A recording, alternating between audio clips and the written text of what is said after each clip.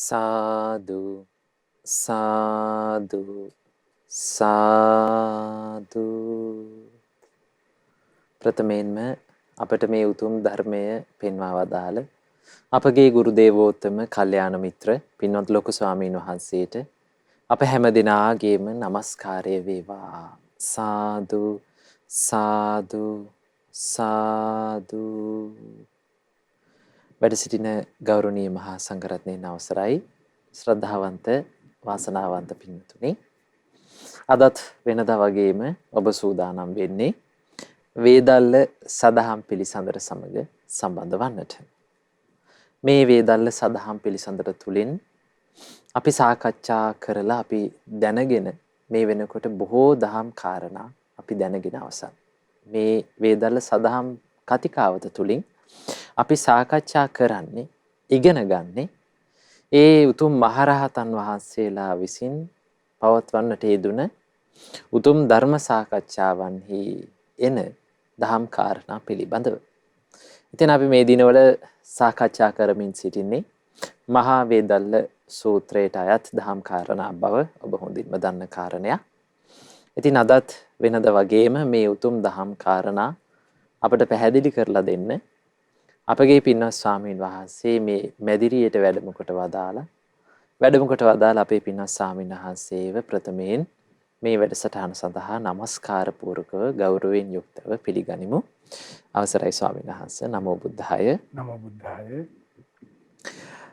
පින්වතුනි, අද දවසේදී මේ වේදල්ල සදහම් පිළිසඳර සඳහා විකාශන දායකත්වයේ දරමින් පින් රැස් කරගන්නේ ඕස්ට්‍රේලියාවේ මෙල්බර්න් නුවර වෙසෙන උපන්දිනයේ යෙදෙන පින්වත් අනෝජා ප්‍රියදර්ශනී මහත්මිය සහ ඇයගේ පවුලේ සියලුම දෙනා විසින්. ඉතින් මේ පින්වතුන්ගේ සදහැබර දායකත්වයෙන් යුතුව තමයි අද දවසේදී මේ වේදල්ල සදහම් පිළිසඳර ඔබ වෙත ගෙනෙන්නේ. ස්වාමීන් වහන්සේ අවසරයි. අපි ගියවර වැඩසටහනේදී මේ ප්‍රඥාව ගැනත් ඒ වගේම ප්‍රඥාවේ ඇති ප්‍රයෝජනෙ පිළිබඳවත් අපි සාකච්ඡා කළා. ඊළඟට ස්වාමීන් වහන්සේ මේ වේදල්ල සූත්‍රයේ සඳහන් වෙන පරිදි අපේ මහා කොට්ටිත මහරහතන් වහන්සේ අපේ සාරිපුත්ත මහරහතන් වහන්සේගෙන් අසා සිටිනවා සම්මාදිට්ඨිය පිළිබඳව. සම්මාදිට්ඨිය ඇති වෙන්න කරුණු කීයක් අවශ්‍යද කියලා තමයි සාරිපුත්ත මහරහතන් වහන්සේගෙන් කොට්ටිත මහරහතන් වහන්සේ අහන්නේ. ඇත්තටම කොට්ටිත මහරහතන් වහන්සේ අහන්නේ ප්‍රිය ආයුෂ්මතුන් වහන්සේ සම්මාදිට්ඨිය ඇතිවීම පිණිස උපකාර වන්නේ කොමක්ද කියන කාරණේ. එතකොට ස්වාමීන් වහන්සේ අපගේ සාරිපුත්ත මහරහතන් වහන්සේ පිළිතුරු දෙනවා මේ පරතෝච ഘോഷයත් ඒ වගේම යෝනිසෝ මනසිකාරයත් කියන කරුණු දෙකක් පිළිබඳ. ස්වාමීන් වහන්සේ මේ පරතෝච ഘോഷය නැත්නම් මේ පරතෝ ഘോഷයත් යෝනිසෝ මනසිකාරයත් කියන කාරණා දෙක අද දවසේදී අපේ පින්වතුන්ට පැහැදිලි කර දෙන්න අවසරයි. නමෝ බුද්ධාය. හැම දිනාටම තෙරුවන් සරණයි. වැඩ සිටින අපේ පින්න ස්වාමීන් වහන්සේගෙන් අවසර. ශ්‍රද්ධාවන්ත පින්වත්නි, පරතෝ ഘോഷයත් යෝනිසෝ මනසිකාරයත් කියන මේ කරුණු දෙක. එතකොට පරතෝ ഘോഷ කියන වචනයත් ඊට පස්සේ යෝනිසෝ මනසිකාරයත් කියන වචන දෙක පාලි වචන දෙකක් නෙමෙයි. එහෙමයි. ඒ සිංහල වචන දෙකක් නෙමෙයි.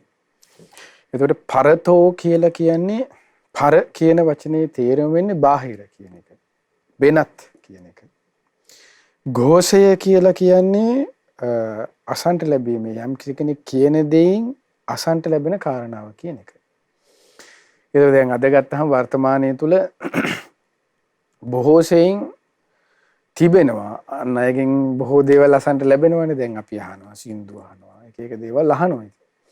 ඒ දෙයින් යම් කිසි ආකාරයකින් ධර්මය, බුදුරජාණන් වහන්සේගේ ධර්මය, ඒ කියන්නේ සුත්ත, ගෙය්‍ය, වෙය්‍යාකරණ ආදී නවංග ශාස්ත්‍ර ශාස්ත්‍ර නැත්නම් අපි කිව්වොත් එහෙම බුදුරජාණන්සේගේ ධර්මයේ කියලා විස්තර කරනකොට දේශනා විස්තර වෙන්නේ දැන් අහනවනේ ස්වාක්ඛාතෝ භගවතා ධම්මෝ සම්දිට්ඨිකෝ අකාලිකෝ. ඒ තමයි මොනවද? සතර සතිපට්ඨානයි. මේ ධර්මයෙන් එන මොනවද? එතකොට සතර සතිපට්ඨානයේ පිළිබඳව අන්න බාහිරින් අහන්න ලැබෙනවා. පරතෝ ഘോഷයක. ඊට පස්සේ සතර සතිපට්ඨානය, සතර සම්‍යක් ප්‍රධාන වීරිය, ඊට පස්සේ සතර ඉරිදිපාද, පංචීන්ද්‍රිය, පංච බල, සප්තබොජ්ජංග, ආර්ය ශ්‍රායක මාර්ගය කියන මේ සත්‍තිස් බෝධිපාක්ෂික ධර්මයන්. එතකොට මෙන්න මේ බෝධිපාක්ෂික ධර්මයන් නැත්නම් තව විදිහකින් කිව්වොත් රහතන් වහන්සේලා මුනිවරයන් වහන්සේ විසින් දෙසූ දහම අන්නේ ඒ විදිහට අසන්ට ලැබීමට කියනවා පරතෝ ഘോഷය කියලා. මෙතන පරතෝ ഘോഷය කියපුවහම අයිති විය යුත්තේ ඒකාන්තයෙන්ම 100%ක්ම බුදුරජාණන් වහන්සේගේ ධර්මයේ තමයි. කියන්නේ වෙන කෙනෙකුගේ මතිමතාන්තර වෙන කෙනෙකුගේ දෙයක් මේකට අයිති වෙන්න බෑ. දැන් බුදුරජාණන් වහන්සේගේ නැත්තම් ශ්‍රාවක භාෂිතය තියෙනවා සාරිපුත්ත මහරහතන් වහන්සේගේ මහා කච්චාන මහරහතන් දැන් නෙත්තිපකරණේ වගේ ඊට පස්සේ දැන් අර මේ පටිසම්භිදා මග්ගප්පකරණේ ආදී ග්‍රන්ථ ගත්තාම පොත් වහන්සේලා ගත්තාම සාරිපුත්ත මහරහතන් වහන්සේගේ ඒ වගේ තියෙනවා සමහර අභිධර්ම ග්‍රන්ථ. එතකොට ඊට පස්සේ විනය සූත්‍ර පිටකය ආදී සියල්ලම අන්න පරතෝ ഘോഷයට තමයි අයිති වෙන්නේ. එතකොට ඒ දේ තමයි අන්න හරි දේ. එහෙම නැතුව වෙන යම් කෙනෙක් යම් මතයක් ඉදිරිපත් කරනවාද ඒ දේ ගැන පරතෝ ഘോഷය කියන එක වෙන් කරලා හරියට හඳුනා ගන්න දැන් අපි මෙහෙම කිව්වනේ. මොකද්ද බාහිරින් ලැබෙන ධර්මය අසන්ට බාහිරින් ධර්මය අසන්ට ලැබීම පරතෝ ഘോഷය. එතකොට බාහිරින් ධර්මයේ කියලා ගොඩාක් දේවල් අහන්න ලැබෙනවා නේද සමහරු. දැන් සමහර කෙනෙක් කිව්වොත් එහෙම දැන් ධර්මයේ කියලා සතුන් මෙරීම කුසලයක් කියලා ওই විදිහට කිව්වොත් එහෙම දැන් හරි බාහිරින් ලැබිච්ච එකනේ. වචනෙත් තියෙනවා ධර්මයේ කියලා. එතකොට හැබැයි පරතෝ ഘോഷයක් තමයි ඒක. හැබැයි බාහිරින් ලැබිච්ච පරතෝ ഘോഷය වැරදි දෙයක්. එතකොට බාහිරින් ලැබිච්ච මේ පරතෝ ഘോഷය බාහිරින් ලැබෙන කාරණාව පරතෝ ഘോഷය කියන එක සම්මා දිට්ඨිය ඇති කරගන්න උපකාර කරනවා බාහිරින් ලැබෙන කරුණ. එතකොට ඒ පරතෝ ഘോഷය හරිද වැරදිද කියලා තේරුම් ගන්න ඕනේ. ඒ අසන දේ අන්න බුදුරජාණන් වහන්සේගේ ධර්මයට විනය ධර්මය විනයක බහා සසඳලා බැලිය යුතුයි. අන්න ඒකින් තමයි තේරුම් ගන්න පුළුවන් වෙන්නේ මේ පරතෝ ഘോഷය හරිද වැරදිද කියලා. නැත්නම් අද ගොඩාක් මිනිස්සු ඔය ප්‍රශ්නයට මුහුණ දෙනවා. ඒ මුහුණ දීම නිසා තමයි අන්න ඒ ගොඩාක් අය විවිධ වැරදි දෘෂ්ටි ආකල්ප මතවාද ඔවට යොමු වෙන්නේ. ඒ යොමු වෙලා තමයි ඊළඟට තියෙන කාරණාව දැන් පරතෝ ഘോഷයත් ඊළඟ කිව්වේ මොකද්ද? පුද්ගලයෙක් තනියම ඇති කරගත යුතු කාරණාවනේ ඊළඟ එක. ඒ තමයි යෝනිසෝ මනසිකාරය කියන්නේ. සමහර විට පරතෝ ഘോഷේ වැරදි නම් එයා යෝනිසෝ මනසිකාරය කියලා සිතන්නේ අර පරතෝ ഘോഷයෙන් ගත්ත වැරදි දෙයි. එතකොට එයාට ධර්මාවබෝධයක් කරා යන්නේ නැහැ. දැන් උදාහරණයක් විදිහට ගත්තොත් මෙහෙම ලැබෙනවා. බුදුරජාණන්සේ ලංකාවේ ඉපදුනා. බාහිරින් ලැබුණේ කාරණාව අහන්න ලැබුණා. මොකද දෙයයන් වහන්සේ පහළලා සක්දෙවිඳු පහළලා කිව්වේ නෑනේ. එහෙම. මෙහි කවුරු හරි කෙනෙක් කිව්වේ. එතකොට ඒක ඔන්න අහන්න ලැබිලා අන්න දැන් කෙනෙක් හිතනවා එහෙනම් මේක මෙහෙ තමයි කියලා ඔන්න ওই විදිහට මේ අලව්ව පැත්තේ මන්නාරමයි ඔය මොකක් හරි එකක් හිත යනවා. නැත්තම් කෙනෙක් කියන ඔන්න ඇස නිට්ටයයි කියලා කියනවා. කොහොම කිව්වට මේක මෙහෙමයි කියලා කියනවා. එතකොට අන්න ඒ බාහිරින් ලැබුණු පමණින්ම එහෙම හොඳට මතක තියාගන්න ඕන කාරණාවක් තමයි බාහිරින් ලැබුණු පමණින්ම ඒ දේ ගත යුතු වන්නේ නැත. ඒකයි පරතෝ ഘോഷය හරියට තේරුම් අරගෙන හරියට ගන්නවා කියලා කියන්නේ. ඒතර පරතෝ ഘോഷය කියන එකේ තේරුම තමයි බාහිරින් දෙන හැමදේම ගිලිනවා කියන එකක් නෙමෙයි. ඒක හොඳට වටහා ගන්න ඕනේ. ඒකයි ධර්මයේ තුල තියෙන්නේ සුස්සු සති. දැන් සුස්සු සති සූත්‍රයේ තියෙන හරි ලස්සනට සුස්සු සති හොඳට අහන්න. සෝතං ඕදහති කන යොමාගෙන අහන්න. අහන්න කන යොමාගෙන අහන්න. හරි සුස්සු සති සෝතං ඕදහති අත්තං ගන්හාති. අර්ථය ගන්න. අනත්තං රිංචති. අනර්ථය බැහැර කරන්න. ඒ අර්ථයයි මේ අනර්ථයයි කියලා තේරුම් ගන්න අර්ථය ගන්න අනර්ථය බැහැර කරන්න තේන එකම එක සම්පත තමයි එකම එක ලාභය තමයි එකම එක වස්තුව තමයි මේ ත්‍රිපිටක ධර්මය. එතකොට මේ සූත්‍ර සමග ගලපලා බැලුවොත් විනයක සසඳලා බැලුවොත් අන්න ඒ කෙනාට පරතෝ ഘോഷය හරියට ගැනීමේ හැකියාව තියෙනවා.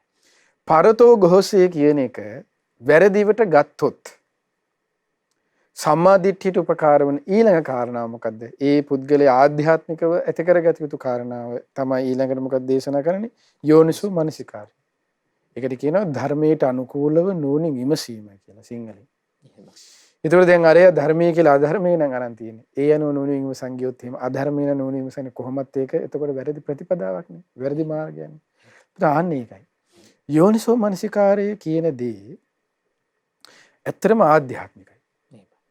ඒ දැන් පරතෝ ഘോഷය කියන එකටත් වේවා යෝනිසෝ මනසිකාරය කියන කරුණටත් වේවා ලැබේ අවශ්‍ය වෙන කාරණාවක් තමයි පිනක් කියන එක. ඒක තමයි පින අවශ්‍ය වෙනවා. දැන් ධර්මයේ තුල තියෙනවනේ ෂණ සම්පත්තිය කියලා වචනයක්. දැන් ෂණේ මග හැරගන්න එපා. කනාවෝමා උපජ්ජගා කනාතිසා සෝචන්ති නිරයම්පි සමපිත. ඔය ආදී විදිහට දේශනාවේ අක්කන සූත්‍රය දේශනා කරනවානේ.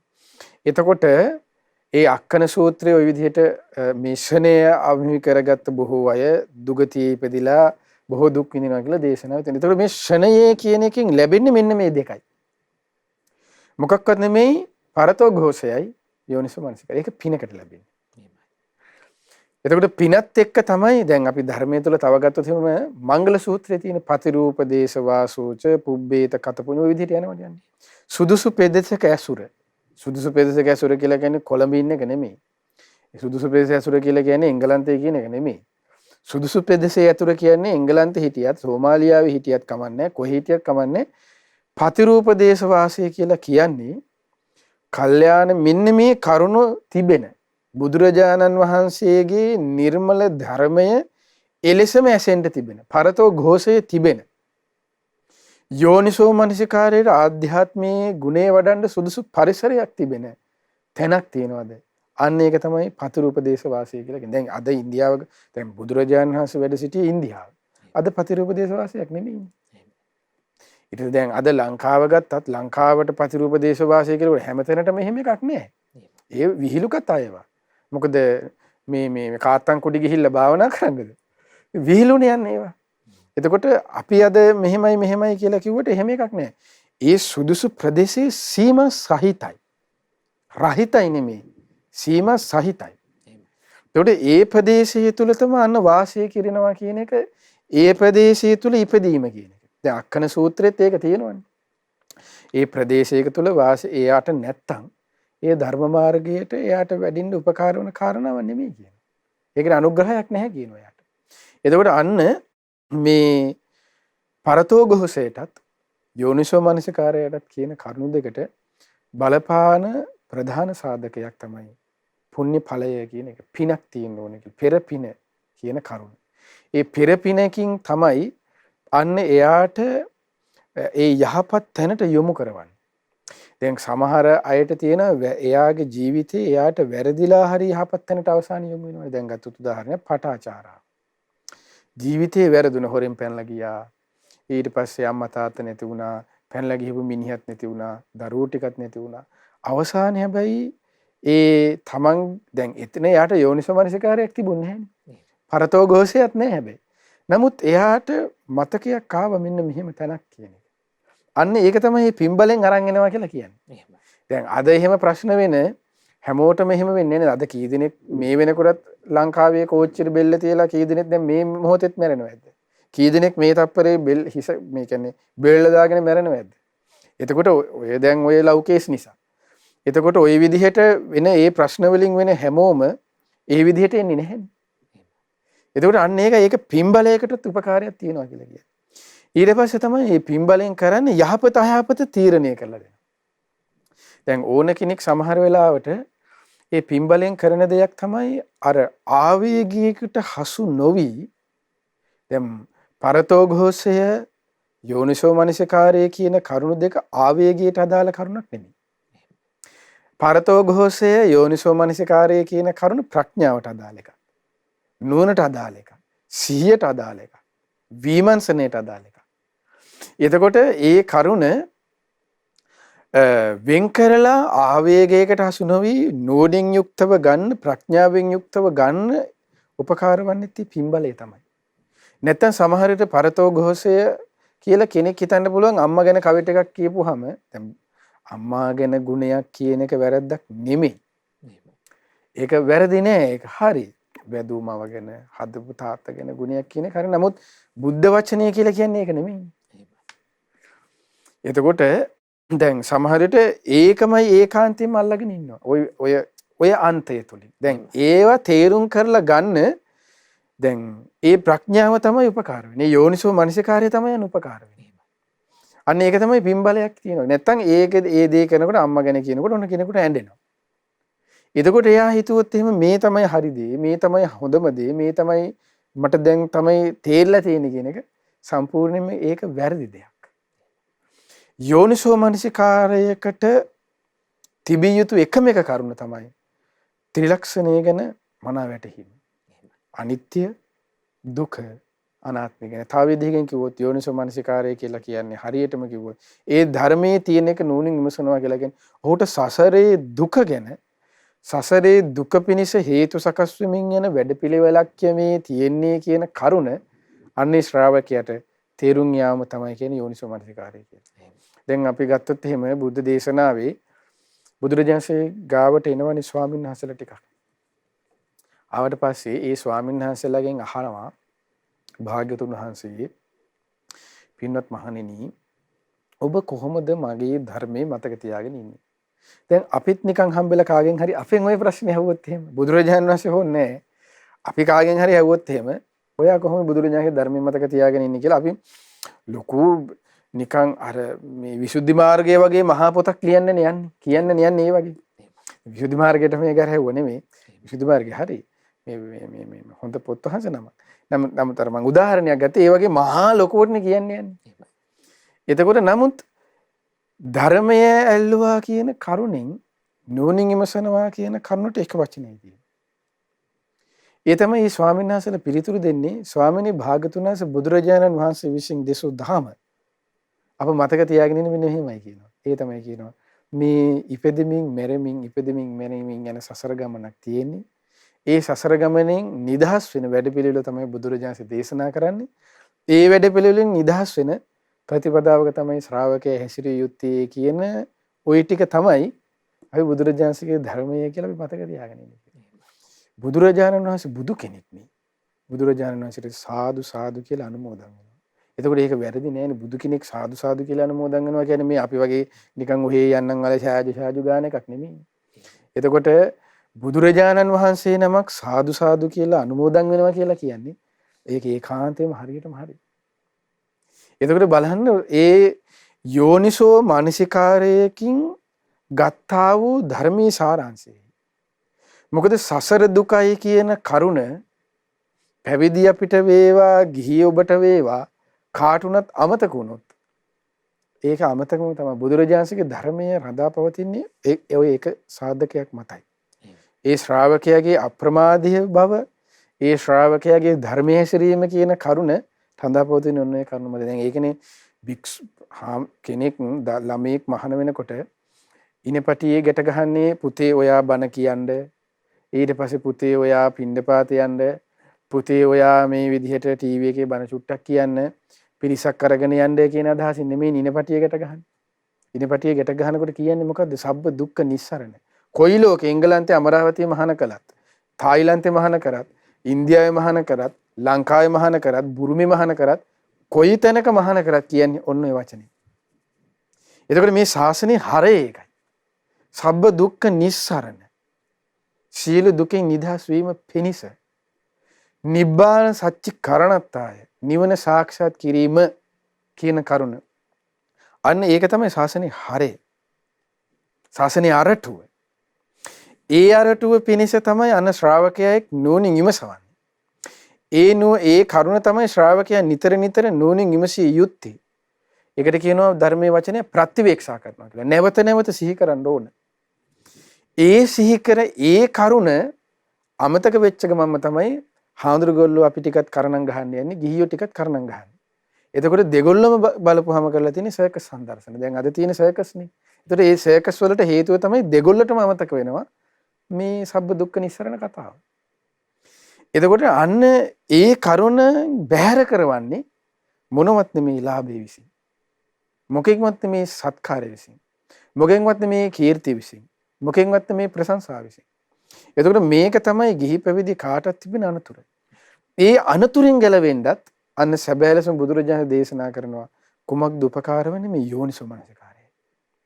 ඒ යෝනිසෝ මනසිකාරයෙන් තමයි යන්න ශ්‍රාවකයාට බලන්න කියන්නේ ඒ ලැබෙන ලාභයේ සත්කාරයේ කීර්ති ප්‍රශංස ඒ කරුණු කාරණාව නිකන් මහා පාතාලයක් විදිහට. පාතාල සූත්‍රයේ තියෙන ඒ ලැබෙන සත්කාරයේ දෙස බලන්න කියන්නේ පාතාලයක් දෙස බලනවා වගේ කියන්නේ. දැන් පාතාල දෙස බලනවා කියපුවම මොකද්ද කියලා හිතේ. ඒ කියන්නේ දැන් ඔබ හිතන්නකෝ වර්ල්ඩ් සීන් මොකද්ද? අර මෙහි තියෙන නුවරේකට ලෝකාන්තේ. ලෝකාන්තෙට ගිහිල්ලා තියෙනවා කියලා. එතකොට ඒ නුවරේලී ඒ ලෝකාන්තෙට ගිහිල්ලා බලපුවම ලෝකාන්ත ඉස්සරහ ගිහලා මෙහෙම හිටගෙන ඔහොම බලන්නේ නැහැ. බඩ ගාගෙන දිග ඇදිලා එහෙම නේද මේ පාතාලයේ දෙස බලන්නේ. එතකොට ඇයි ඒ දෙස බලන්නේ අපි දන්නවා ඒක මහා අනතුර වැටෙන කපෝතිය කියන දන්නවා. එතකොට ඒකේ කෑලි නැහැ කියන්නේ දන්නවනේ. එතකොට ඒ වගේ බලන්න කියනවා ලැබෙන ලාභයේ දෙස. ඒ ලැබෙන ලාභයේ සත්කාරය ඒ බලවන්න උපකාර කරවන්නේ මේ යෝනිසෝ මනසිකාරය. මේ යෝනිසෝ මේ කරුණක් නැතුව යෝනිසෝ මනසිකාරයේ තිබෙන ඉහළම තැන වෙන්නේ අනිත්‍ය දුක්ඛ අනාත්මයේ ත්‍රිලක්ෂණ විමසීමයි. ඒතර අනිත්‍ය දුක්ඛ අනාත්මයේ ත්‍රිලක්ෂණේ ඒ ආර්ය සත්‍ය නුවණින් විමසනවා කියන කරුණකට යන්න පුළුවන් වෙන්නේ මේ සුළු දේ අතහැරීම. ඒ කියන්නේ දැන් අපි මෙහෙම කළ අපි ඒකෙකුත් දැන් දිව්‍ය ලෝකේ යන්නේ හැමෝම හිත පිහිටවනවානේ. එතකොට දිව්‍ය කාමයේද වැඩි මනුස්ස කාමයේද වැඩි? මනුස්ස කාමයේ අතහැර ගන්න බැරි මිනිස්සෙකුට දිව්‍ය ලෝකයේ ගිහිල්ලා කාමයක් අතහරිනවා කියන එක ලේසි වැඩක් නෙමෙයිනේ. ඒකනේ මෙහෙන් යමක් පුරුදු කරගන්න කියලා කියන්නේ. ඒකනේ අත්හැරීම කියලා කියන්නේ. දැන් අත්හැරීම කියන වචනේ කතා කරපුවාමත් මිනිස්සුන්ට හැමදාම කියන්නේ බතුයි සම්බෝලයි ටිකක් හරි දෙන එක විතරමනේ අත්හැරීම කියලා කියවන්නේ.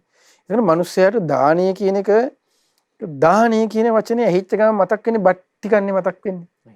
ඒක දානීය කියන එකට ආйти වෙන්නේ බත් ටිකක් කියන එක නෙමෙයි. ඡාගය කියවම බොහෝ කරුණක් තියෙනවා. බොහෝ විශාල පැතිකඩක් තියෙනවා. එතකොට ඒ සියල්ල ගෝචර වෙන්නේ මේ යෝනිසෝ මනසිකාරයත් එක්ක යන කරුණ. පරතෝ ഘോഷයෙන් දානීය කියන එකට විස්තර කරන්නේ බත් ටික කියන එක නෙමෙයි. ඒ පරතෝ ഘോഷේ වැරද්දක්. පරතෝ ഘോഷයෙන් ලැබෙන එක පැතිකඩක් තමයි බත් ටික කියන එක.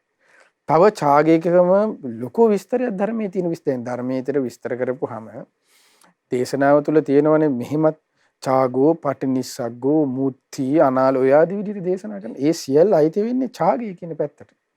එතකොට මේ ආයතන හය කෙරෙහි තමන්ගේ දේවල් කෙරෙහි මේ හැම ආධ්‍යාත්මික වේවා බාහිර වේවා ඒ සියල්ල කෙරෙහි අත්හැරීම තමයි යන්නේ ඡාගය කියලා කියන්නේ. කෑම ටිකක් කියන කරුණක්ම නෙමෙයි. එතකොට අන්න ඒ කරුණු මනාකොට තේරුම් කරවන්න උපයෝගී වන්නා වූ එකම එක දේ තමයි මෙන්න මේ පරතෝ ഘോഷයත් යෝනිසෝ මනසිකාරයත් කියන කරුණ. මේ කරුණු දෙක ඇතිමුනේ නැත්තම් මේ කරුණු දෙක හරියට කෙනෙක් ජීවිතේට අරගෙන නැත්තම් අන්න ඒ කෙනාට සම්මා දිට්ඨිය සාක්ෂාත් කිරීම කෙසේ වෙතද? සම්මා දිට්ඨිය සාක්ෂාත් කරන්නේ සෝවන් ශ්‍රාවකයන්නේ. සෝවන් භූමියේදී සම්මා දිට්ඨිය පරිපූර්ණ වෙන්නේ. ඊට කලින් ධම්මානුසාරී ශ්‍රද්ධානුසාරී ආවම වශයෙන් ශ්‍රද්ධානුසාරී මට්ටමකටවත් ඒ කෙනාට පැමිණීමේ වාසනාවක් ලැබෙන්නේ නැහැ. ඒතර මේකට හොඳම දේ තමයි මේ පරතෝ ഘോഷය ඔබට ලබා ගන්න තියෙන හොඳම දේ මේ බුදුරජාණන්සේගේ හොඳට මේ සූත්‍ර පිටකේ කියවන්න. ඒකට කියනවා මේ පරතෝ ഘോഷය අද ලැබෙන අපිට එකම දෙයක් තමයි හරිම දේ ශ්‍රුතමේ ඥාන. ශ්‍රුතය කියලා කියන්නේ ධර්මඥානෙ. ශ්‍රුතය කියලා කියන්නේ බුදුරජාණන් වහන්සේගේ ශ්‍රුත කියන වචනේ තේරුම තමයි ධර්මයේ ඇසු බව කියන එක. ධර්මයේ ඇසු බව. අහන දේවල් ගොඩක් තියෙනවා. ඒකෙන් ධර්මයේ ඇසු බව. ඒතර ධර්මයේ කියලා ඇසු බවක් කියලා කියන්නේ හොඳට ඒ සූත්‍ර ධර්මයන් පිළිබඳ මනා විමසීමක් තියෙනවා කියන එකයි. සූත්‍ර දැනුම කියන එක කාටුණත් නැත්තම් එයා වලවල වැටෙනවා කියන එක ආයි හිතන්න දෙයක් නෙමෙයි. එයා හොඳට නටවන්න පුළුවන්. එතකොට මේ සූත්‍ර දැනුමින් දැන් ඒ තමයි ධර්මයේ ගත්තොත් එහෙම ඒ දැන් ගත්තොත් එහෙම නවංග සාතු ශාසනය ඔක්කොම තියෙන මේ සූත්‍ර පිටකයේ තුල සූත්‍ර, ගෙය්‍ය, වේයාකරණ, ජාථා, උදාන, ඉතිඋත්තක, අබ්බූත ධම ඉතින් සියල්ලම තියෙනවා. මේ සූත්‍ර පිටකයේ කියන කරුණ අධ්‍යයනයේ මේ සූත්‍ර පිටකය හොඳට හදාarලා නැත්තම් අන්න ඒක එයාගේ ජීවිතේ ලොකු අනතුරක් කරනවා. මොකද සූත්‍ර පිටකය හදාරනකොට ඒ කෙනෙකුට තමන්ට වෙන්න තියෙන අනුතුරු වලින් නැත්තම් හරියටම යෝනිසෝ මනසිකාරයට අවශ්‍ය වෙන දේ පරතෝ ഘോഷේ 100%ක්ම සූත්‍ර පිටකය කියන්නේ හරි. කිසිම වැරද්දක් නැහැ. ඕන්නම් ඉංග්‍රීසි එක අරන් කියවුවත් දෙමළ එකක් තියෙනවා නම් දෙමළ එක අරන් කියවුවත් මහමුණාව එක අරන් කියවුවත් ඊට බුදු ජයන්ති එක අරන් කියවුවත් සූත්‍ර පිටකයේ කියන කරුණ තුල වැරද්දක් නැහැ. තියෙන්නේ ඊළඟ එක ඒ සූත්‍රයේ තිබෙන කරුණ නෝනින් විමසීමයි.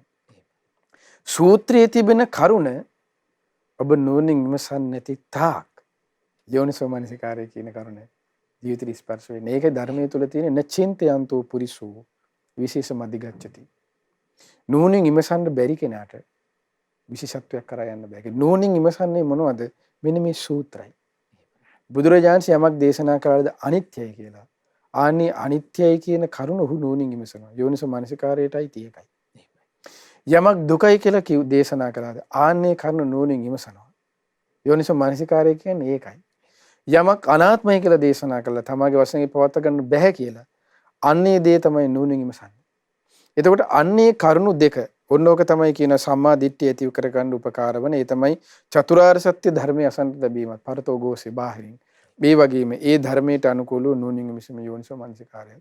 ඔන්න ඔය කරුණු දෙක තමයි කියනවා සම්මා දිට්ඨිය ඇති වෙන්න උපකාර වන කරුණු දෙක. ඉතින් ඔය කරුණු දෙක වරද්දාගත්තොත් සම්මා දිට්ඨිය කියන කරුණක් ඔහුට ස්පර්ශ වෙන්නේ නැහැ. එහෙමයි ස්වාමීනි. ඒකයි යථාර්ථය. ස්වාමීන් වහන්සේ කියපු කාරණා වලින් අපි දේශනා කරපු කාරණා වලින් ස්වාමීන් වහන්සේ තේරෙන්නේ දැන් සුතමේ ඥානය කියන දෙයටත් මේ සුතමේ ඥානය කියන දෙයටත් නුවණින් විමසීම කියන එකක් අත්‍යවශ්‍යයි නේද ස්වාමීනි? අනිවාර්යෙන්මත් ශ්‍රුතමේ ඥානය කියලා කියන්නේ ඇත්තටම පරතෝ ഘോഷයට. එහෙමයි. පරතෝ ഘോഷයේ සැබෑ අයිතිකරු කවුද? අපි මමවත් ස්වාමීන් වහන්සේවත් වෙන කවුරුවක්වත් නෙමෙයි දෙයයන් වහන්සේවත් නෙමෙයි. එහෙමයි.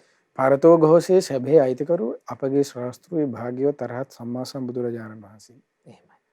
ඒකයි බුදුරජාණන් වහන්සේගේ ධර්මය කියලා කියන්නේ. බුදුරජාණන් වහන්සේගේ ධර්මයේ තමයි පරතෝ ഘോഷය. ඒතකොට බුදුරජාණන් වහන්සේගේ ධර්මයේ තිබුණා කියලා දැන් උදාහරණයක් ගත්තොත් අපි හිතමු ගෙදර සූත්‍ර පිටකේ ඔක්කොම තියෙනවා කියලා. කබඩ් එකේ දාලා ලොක් කරලා තියෙනවා. මොකද කබඩ් එකෙන් දොර ඔටෝ ඇරිලා උඩක්කුවට පොත පහළ වෙලා පිටු පෙරලා ඉන්නේ නැහැ. එයා ගිහිල්ලා කබඩ් එක ඇරලා පොත අරගෙන අන්න ඒක තමයි ඇති කරගන්නේ. යෝනිසෝ මනසිකාරය කියන කරුණ ඒකයි කිව්වේ. තමා විසින් තමා නූණින් විමසලා තමා වීරියකින් යම් කැපවීමකින් තමා විසින් කරගත යුතුයි. ඒකයි පරතෝ ഘോഷය කියන එක ධර්මයේ කියන කරුණ එහෙමම තියෙනවා. කිසිදු වෙනසකින් තොරව. දැන් සමහර අය විවිධ දේවල් කියනවා මේ එතන වැරදි, අතන වැරදි, ඒක වැරදි, මේක වැරදි, සූත්‍ර පිටකේ ලියන්න ගිහිල්ලා වැරදි. දැන් ඒ තැනක් කියපුවාම දැන් මේසුන්ට ඒ වගේ දෙයක් දාපුවාම මිනිසයා කියන කෙනාට සැකය ඇති කරවපුවාම ඒ සැකය කියන එක අද හොඳ මාකටිං ෆීල්ඩ් එකේ තියෙන භාණ්ඩයක් මාකටිං එකක් නේ සැකය කියන එක. ඒකට මිනිස්සයාට සැකය කියන එක ඇති කරපුවාම ඒක හොඳට මාකට් වෙනවා. කුතුහලය කියන එක. ඒතකොට මිනිස්සයාට අන්නේ කුතුහල දැන් ඒ කියන කෙනාට කොතනද කියලා දැන් පෙන්වන්න කිව්වද කොහොමද දන්නේ නැහැ. ඔළුව කහනවා පස්සේ එන්නම් කියනවා. එතකොට අන්න ඒක දැන් ඒක වෙලඳ භාණ්ඩයක්. එතකොට ඒ වගේ දේවල් වලට අපි හසු වෙ යුතු නැහැ. තථාගතයන් වහන්සේගේ ධර්මයේ හොඳට සූත්‍ර කරුණු කාරණාවන් අධ්‍යයනය කරමින් යම් කිසි කෙනෙක් ඒ කරුණු කාරණාවන් නොනින්ම සනවද අන්න ඒ කෙනාට සම්මා දිට්ඨිය ඇති කර ගැනීමේ දුර්ලභ වාසනාව ලැබෙනවා. ඒක සත්‍යයක් ලෝකයේ තියෙන. ස්වාමීන් වහන්සේ අපි ඊළඟ ප්‍රශ්නයට යමු වුණොත් අපේ කොට්ටිත මහරහතන් වහන්සේ සාරිපුත්ත මහරහතන් වහන්සේගෙන් අසා සිටිනවා මේ අංග කීයකින් අනුග්‍රහ ලබන සම්මා දිට්ඨියද චිත්ත විමුක්ති ඵලයත් ප්‍රඥා විමුක්ති ඵලයත් කියන දේ ඇති කරන්නේ කියන කාරණේ ස්වාමීන් වහන්සේ. අපි ප්‍රථමයෙන්ම මේ ස්වාමීන් වහන්සේ චිත්ත විමුක්ති ඵලයත් ප්‍රඥා විමුක්ති ඵලයත් කියන දේ ගැන පැහැදිලි කරලා දෙනසේක්වා සංසාව. චිත්ත විමුක්ති ප්‍රඥා විමුක්ති කියන්නේ ඇත්තටම විමුක්ති කියන වචනේ දෙකේම තියෙනවනේ. එහෙමයි. විමුක්තිය කියන වචනේ තේරුම තමයි නිදහස් වීම කියන එක. නිදහස්. එයා ගැලවිලා ගිහිල්ලා. ඒක නැහැ කියන කරුණ. විමුක්තිය. දැන් කියලා කියන්නේ විමුක්තියටපත් වුණා කියලා ධර්මයේ විස්තර වෙනවනේ. එතකොට චිත්ත විමුක්ති ප්‍රඥා විමුක්ති කියලා ධර්මයේ වචන දෙකක් විස්තර වෙනවා. චිත්ත විමුක්තිය කියලා කියන්නේ සිත දැන් අපි දැන් මේක තේරු කරලා දැන් ධර්මයේ මෙහෙම විස්තර. සිත කිලුට කරන කාරණාවන් තියෙනවා කියනවා. උපක්ලේශ. දැන් අපි කතා කරේ අර ලෝභය, අතිමානය, මානය, ආකීකරුකම, දැඩි බව, ඊට පස්සේ ඊර්ෂියාව, ක්‍රෝධය, ද්වේෂය, පරිගැනීම, ಗುಣමකුකම්. එතකොට දැන් ඕව උපක්ලේශ. ඊට පස්සේ ගත්තොත් එහෙම රාගය, ද්වේෂය, මෝහය ආදී කරුණු කාරණාව. දැන් ඕව මූලික දේවල්. එතකොට අන්න ඒ සිතුවිලිත් සමග උපක්ලේශ ආදී දේවල් චිත්තනේ. එතකොට සිතුවිලිත් සමග බැඳී පවතින කාරණා. ඒ වගේ නිදහස් වීම චිත්ත විමුක්තියක්. දැන් ඊළඟට තමයි මෙහෙම විස්තර වෙනවා. මෛත්‍රී චේතෝ විමුක්තිය. චිත්ත විමුක්තියක් එතන කියලා. ඒ කියන්නේ එතන චිත්ත විමුක්තිය කියන්නේ මෛත්‍රී චිත්ත විමුක්තිය ලබන්න. දැන් විමුක්තිය කියන වචනේ තේරුම මොකද කිව්වේ? නිදහස් වීම කියන එක. එතකොට හිතෙන් නිදහස් වුණා මොකක්ද? ද්වේෂය කියන කරුණ හිතෙන් නිදහස් වුණාම අන්න ඒකට කියන මෛත්‍රී චේතෝ විමුක්තිය. ඊට පස්සේ හිංසාව කියන කරුණ හිතෙන් නිදහස් වුණාද? ඒකට කියන කරුණා චේතෝ විමුක්තිය. ඊර්ෂියාව කියන කරුණ හිතෙන් නිදහස්ද? ඒකට කියනවන්න මුදිතා චේතෝ විමුක්තිය. අපේක්ෂාව කියන කරුණ හිතෙන් නිදහස් වුණාද? ඒකට කියන උපේක්ෂා චේතෝ විමුක්තිය. ඒතරන්න චේතෝ විමුක්තිය. ඒකට උපේක්ෂා ප්‍රඥා විමුක්තිය කියන්නේ. මෛත්‍රී ප්‍රඥා විමුක්තිය කියන්නේ චිත්ත විමුක්තිය. එතකොට ඒක සිතුවිලි හා බැඳී පවතින දෙයක්. එතකොට අන්න ඒව චිත්ත විමුක්ති පැත්ත කියලා කියන්නේ. චේතෝ විමුක්ති. ප්‍රඥා විමුක්ති කියලා කියන්නේ සම්පූර්ණ විදර්ශනාවත් එක්ක යන කරුණක්. ඒ තමයි දැන් අපි තේරුම් ගන්න මෙහෙම කිව්වොත් ඇස අනිත්‍යයි කියන. කන අනිත්‍යයි. නාසය අනිත්‍යයි. දිව කය මනස අනිත්‍යයි.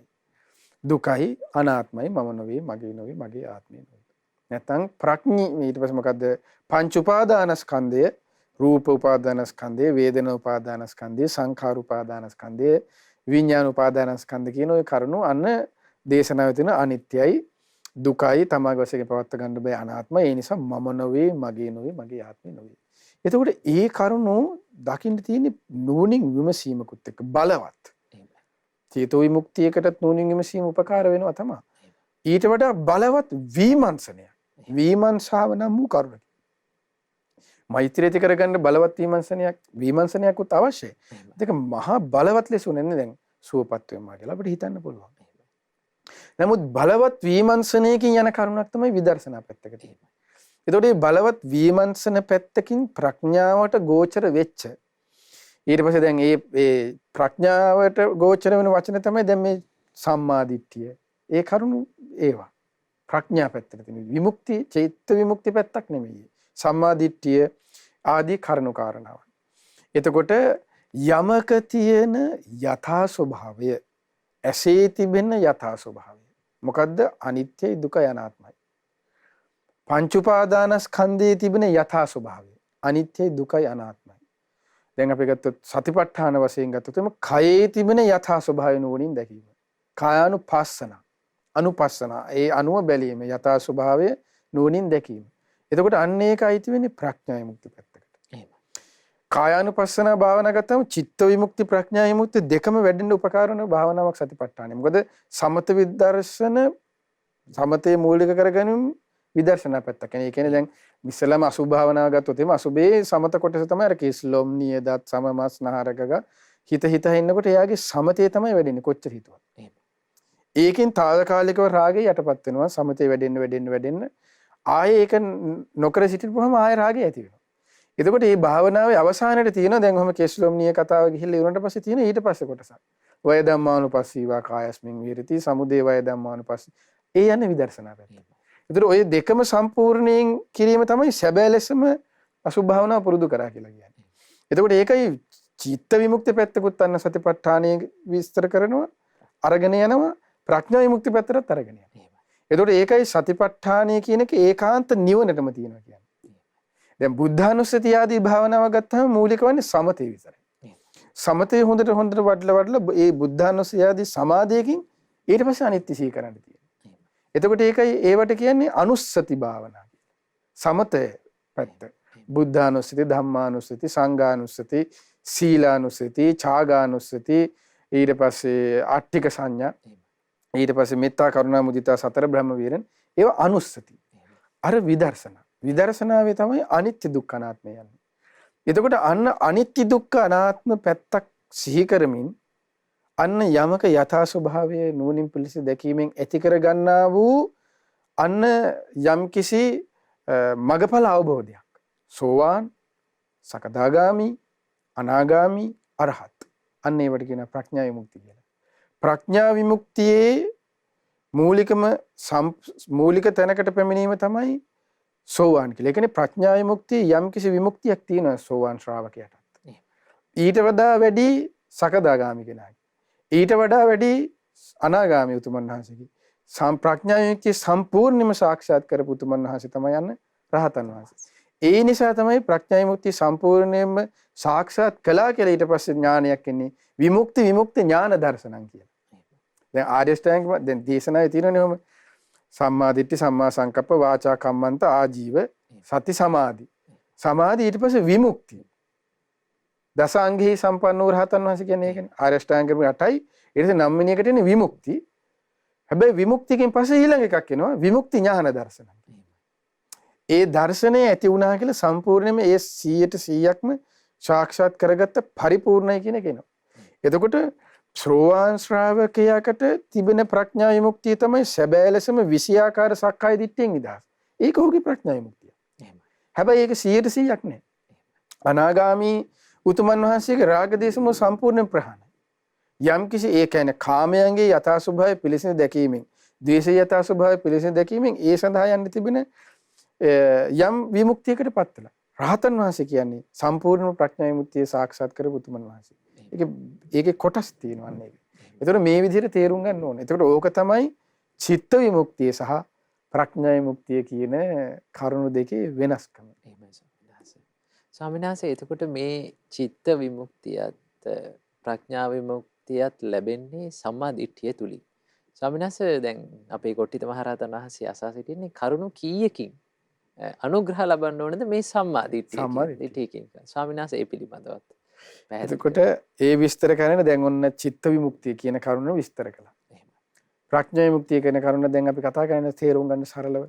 එතකොට දැන් ඔන්න ඔය කරුණු දෙකම වැඩෙන්න උපකාර වන කරුණු කීයක් තියෙනවද? ඒ තමයි කියනවා දේශනා කරනවා මොකද්ද? ඒ තමයි චේතෝ විමුක්ති පලාච පඤ්ඤා විමුක්ති පලාච හෝති ආනිසංස මොනවද ඒ කියනවා? සීලානුග්‍රහිත. සීලයෙන් අනුග්‍රහය ලැබිය යුතුයි කියනවා. සීලය. දැන් සීලය කියන එකෙන් අනුග්‍රහය ලැබෙන්නේ මොකද්ද? දැන් සීලයෙන් වෙන්නේ සීලානුස්සතිය. සීලය තුලින් ඔහුගේ සිත තැම්පත් කරනවා. සමාධිමත් කරනවා. දැන් මෙහෙම ධර්මයේ වචනයක් තියෙනවනේ. සමාධිමත් සිතින් තමයි යමක යථාර්ථය හොඳට නෝනින් පිළිසින් දකින්න පුළුවන් වෙන්නේ.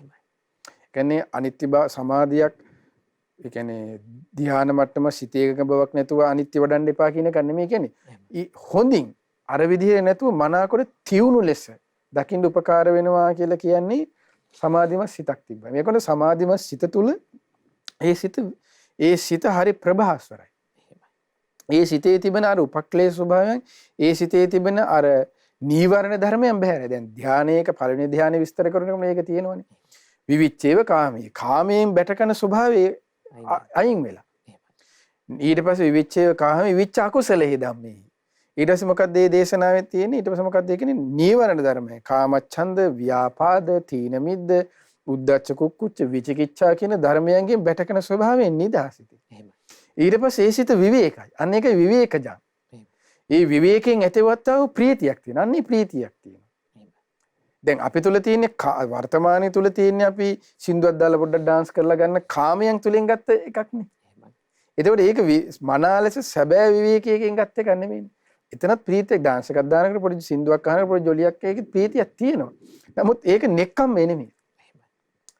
දැන් මේ තුලින් ඇතිවන්නා ඕ නෙක්කම්ම ප්‍රීතිය තුල වෙහසක් නැහැ. ඒ නෙක්කම ප්‍රීතිය තුල සිත හරි ප්‍රභාස්වරයි. ඒ ප්‍රභාස්වරු සිතින් තියුණු ලෙස ගැඹුරට දකින්න පුළුවන්. ඒකයි නීවරණ ධර්මයන්ගේ අර විස්තර කරනකොට අර ඒ උපමාවේ තියෙන්නේ හරියට කොමක්ද දැන් තීන මිද්දේ උපමාව තියෙන්නේ කොහොමද? පෙඳපාසි තියෙන පොකුණක් තියෙනවා කියනවා. ඒ පොකුණේ පෙඳපාසි තියෙන්නේ. ඒතර පෙඳපාසි තියෙන පොකුණේ අපි ගිහිල්ලා මෙහෙම උඩින් බැලුවට හොඳට ගැඹුර පේන්නේ නැහැ. ඒ පෙඳපාසි හොඳට අයින් කරලා බලනකොට ගැඹුරේ තියෙන වැලි කැටේ පව හොඳට පේන්නේ නැහැ. ඊරේලිය හොඳට අන්න ඒ වගේ තමයි කියන සමාධිමත් උපකාර වෙනවා කියන්නේ. ඒකයි තියුණු ලෙස දකින්න උපකාර වෙනවා කියන්නේ සමාධිය. එතකොට අනුග්‍රහය ලැබෙන පළවෙනි දෙයක් තමයි සීලය. ඒක සීලේ අනුග්‍රහය දක්වන්නේ සමාධිය පිණිසයි. ඒකයි මේ ප්‍රඥා විමුක්තියට, චේතෝ විමුක්තියට උපකාර වන පළවෙනි කරුණ සම්මාදිට්ඨියට මේ පළවෙනි අනුග්‍රහය දක්වන්න උපකාර වෙන්නේ සීලය කියලා බුදුරජාණන් වහන්සේ මෙතන සාරිපුත්ත මහ රහතන් වහන්සේ දේශනා කරා. ඊට පස්සේ සුතානුග්‍රහිතා හෝති. ශ්‍රුතය ධර්මඥානය කියන එක. ධර්මඥානය නැත්නම් පරතෝ ഘോഷේ යෝනිසෝ මනසිකාරය කියන කරුණු දෙකනේ. ධර්මඥානය කියන එක නැත්තම් ආයති ප්‍රඥා විමුක්තියක් චේතෝ විමුක්තියක් කියන කරුණක් නැහැ. එයා ආවේග වලට හසු වේ විවිධ තීරණ ගන්නමින් විවිධ දේවල් වලට. එතකොට ඒ සම්මාදිට්ඨි කතාවක් එයාගේ නෑ ඉතින්. ප්‍රඥා විමුක්ති චේතෝ විමුක්ති කතාවක් නේ. එයාට එක්ක ඒවා ගැඹුරුයි, එයාට ඒකව තේරෙන්නේ. එයා නිකන් අර මොන්ටිසෝරි ළමයි වගේ එයාගේ එකක් තියෙනවා. රැල්ලට අහු වෙනවා. ඒ වගේ දේවල් වෙනවා ඉතින්. ඒ වෙන්නේ මේ ධර්මඥානෙ නැති එකයි. ඒ ප්‍රඥාව නැති එකයි. ධර්මඥානය කියන කරුණ ප්‍රඥාවටමයි අයිති ඒකාන්තයෙන්. විමසීමටමයි අයිති. විමසීමෙන් තමයි බේරන්නේ. විමසීම කියලා කියන්නේ සැකය නෙමෙයි.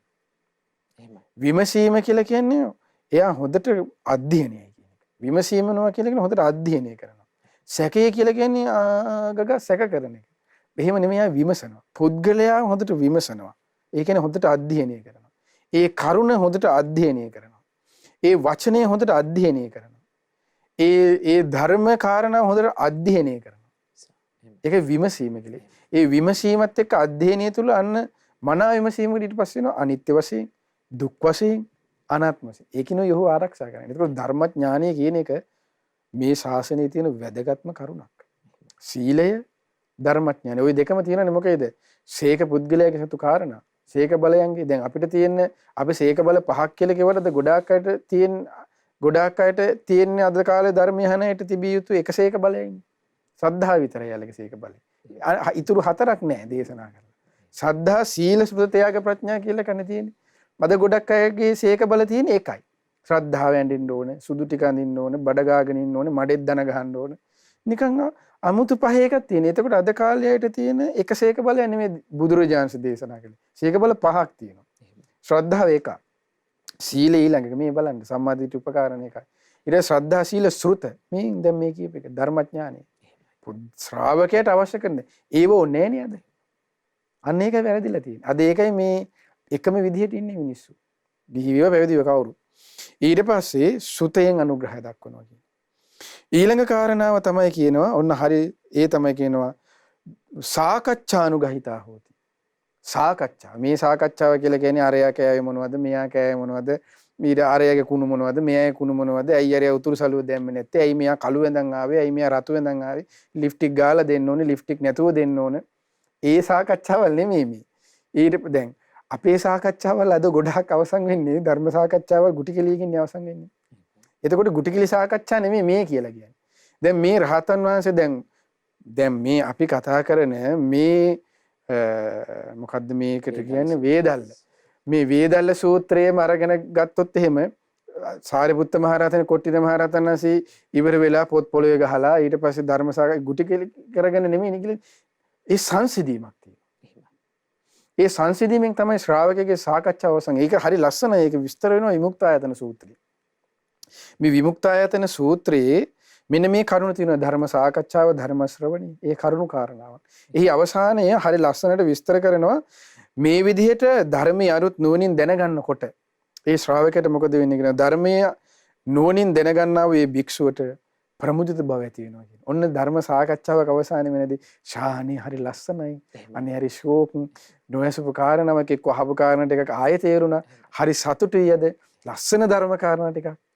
ඒ කියන්නේ ප්‍රමුදිත එයාගේ හිතට සතුටක් එනවා. එතකොට අන්න ඒක තමයි හිතේ දැන් අපේ සාකච්ඡාවක තියෙන්නේ අර ගුටි කිලියේ තියෙන්නේ මමට මෙහෙන් එකක් බැන නම් මම මෙහෙට මෙහෙන් එකක් දාන්නේ කවද්ද කියලා මම හොඳට වීඩියෝ පීර හොයනවා. බනින්න ඕනේ වීඩියෝ කෑල්ල කොහෙන්ද හොයා ගන්න ඕනේ කියලා. එතකොට මේ සාකච්ඡාවේ තියෙන්නේ අභ්‍යන්තර දේශේනේ.